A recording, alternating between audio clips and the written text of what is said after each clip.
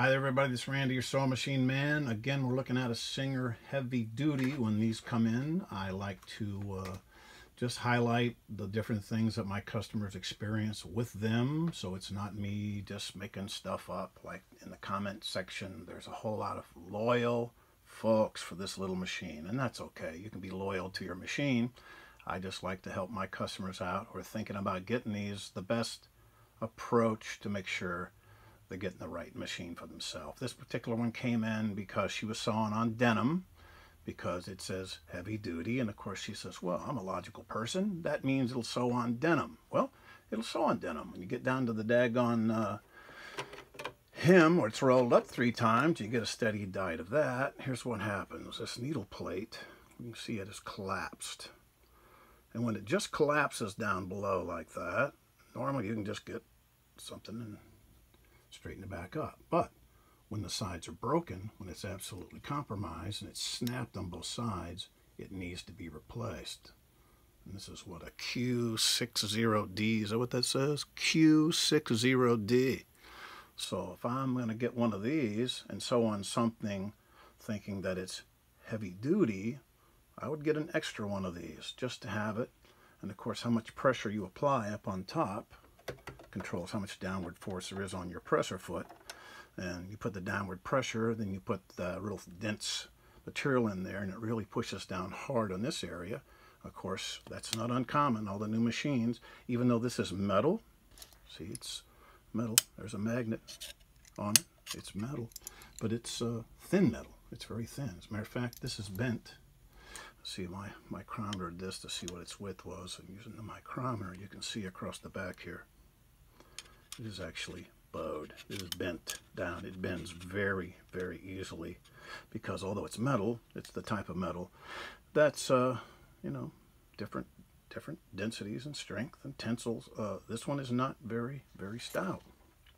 You get something like off of an old Singer 401 back in the day.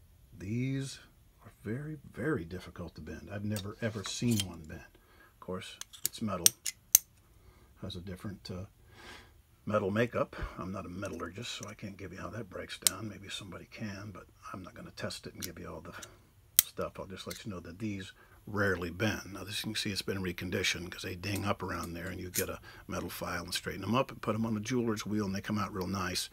This is high quality stuff right here. Now, metal versus metal, and then there's metal versus plastic. A lot of times you'll get a machine that has a brass zigzag gear. Wow, that's good stuff. Brass, it's metal, not metallic, but this is metallic, see? This is not.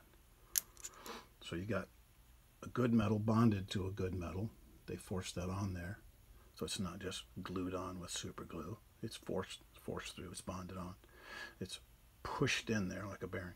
So this is good stuff. Metal, metal, completely metal. I usually replace these when the machines come in that have the broken zigzag gears. This is a replacement gear. Also replacement gear. This is also a replacement gear, but it's a replacement for a metal that they don't make a metal.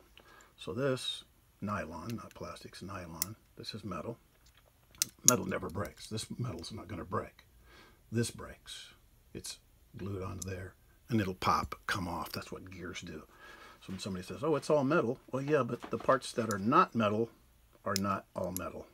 The metal never breaks. You don't have a problem with metal unless it's thin, not real stout stuff. Then it bends, and you need to get an extra one for that. Now here's one that looks metal all the way top to bottom. Wow, that looks metal, doesn't it? No, it's plastic, plastic, plastic, all plastic. So on a metal bracket holds it in place. This never breaks. None of this breaks. The plastic breaks. The plastic is bonded to the metal. It breaks. That's what plastic does. So you get a magnet, you put it on any part that's metal, and you'll find out that it'll stick to metal. Metal sticks to the magnet. Get a powerful magnet. You say, well, it's metal. It has to be magnetic. Not always.